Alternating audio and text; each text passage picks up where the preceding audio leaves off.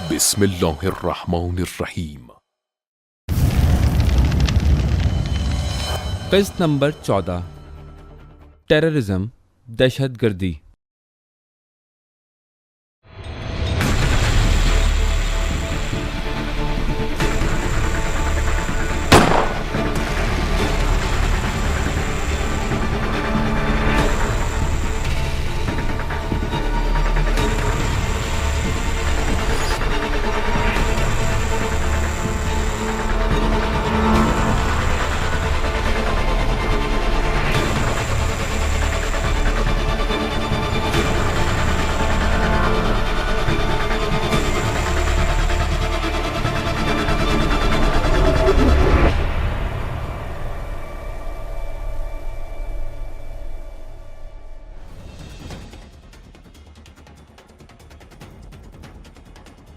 Terrorism کی 30 اصلی اقسام ہیں، جن میں سے 29 غیر عسکری اقسام ہیں، اور اس کی صرف ایک قسم عسکری دہشت گردی ہے جسے گوریلا ٹیررزم بھی کہا جاتا ہے۔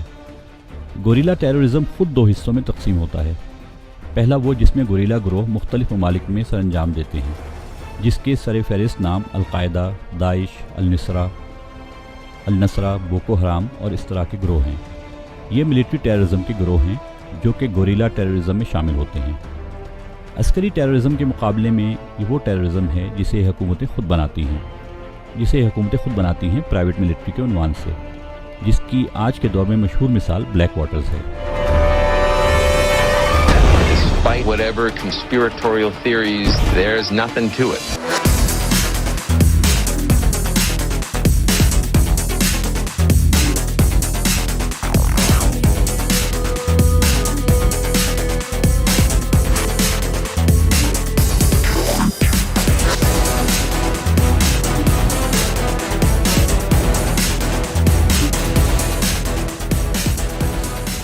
برطانیہ میں 70 کی دہائی میں، یعنی تقریباً 40 سال پہلے، ایک پرائیویٹ ملٹری تشکیل پائی جس کا نام تھا گریٹر برٹن 1975۔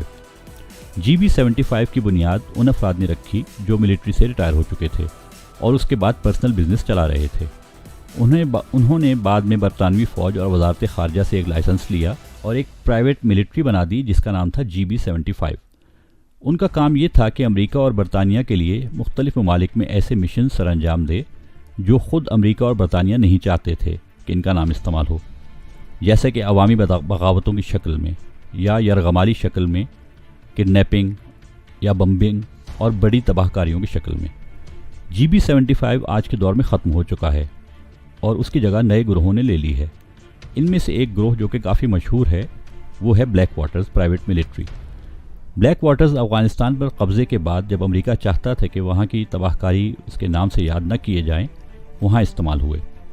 دوسرا مرحلہ عراق میں صدام کا تختہ الٹنے اور عراق پر قبضے کے بعد بلیک واٹرز کے عراق میں بہت وسیع پیمانے پر مشنز رہے ہیں اور وہاں کے عوام پر بہت خوفناک مظالم ہوئے، اور اسی بلیک واٹرز دہشت گردوں کے ذریعے وہاں کی عوام پر بہت خوفناک مظالم ہوئے جو کہ امریکہ اور برطانیہ کے لیے پرائیویٹ ملٹری کا کام کرتے ہیں۔ دوسرا مرحلہ یمن میں تھا اور اب تک وہاں پر ان کی سرگرمیاں جاری ہیں، جو کہ وہاں جاری دہشت گردی کا ایک بڑا حصہ انہی بلیک واٹرز کا کام ہے۔ اس بلیک واٹرز کے ذریعے وہاں کی عوام پر بہت خوفناک مظالم ہوئے جو کہ امریکہ اور برطانیہ کے لیے پرائیویٹ ملٹری کا کام کرتے ہیں۔ دوسرا مرحلہ یمن میں تھا اور اب تک وہاں پر ان کی سرگرمیاں جاری ہیں، جو کہ وہاں جاری دہشت گردی کا ایک بڑا حصہ انہی بلیک واٹرز کا کام ہے۔ بلیک واٹرز آج شام میں بھی داعش کے مددگار بنے ہوئے ہیں اور ان کے ساتھ مشن سر انجام دیتے ہیں۔ لیبیا میں بھی ملک کو غیر محفوظ بنانے کے اقدامات کا ایک بڑا حصہ ان کی ذمہ داری ہے۔ اسی طرح پاکستان میں بھی ہمیں ان کے ہونے کی نشانیاں ملتی ہیں، بالخصوص درہ خیبر میں ہمیں یقین ہے کہ وہاں بلیک واٹرز موجود ہیں۔ خلاصہ یہ کہ بلیک واٹرز دہشت گرد گروہ پرائیویٹ ملٹری کے نام سے پاکستان، افغانستان، عراق، شام، یمن اور لیبیا میں سنجیدگی سے سرگرم ہے اور امریکہ کے منافع کے لیے ان 6 ممالک کو غیر مستحکم بنانے کے منصوبوں پر کام کر رہے ہیں۔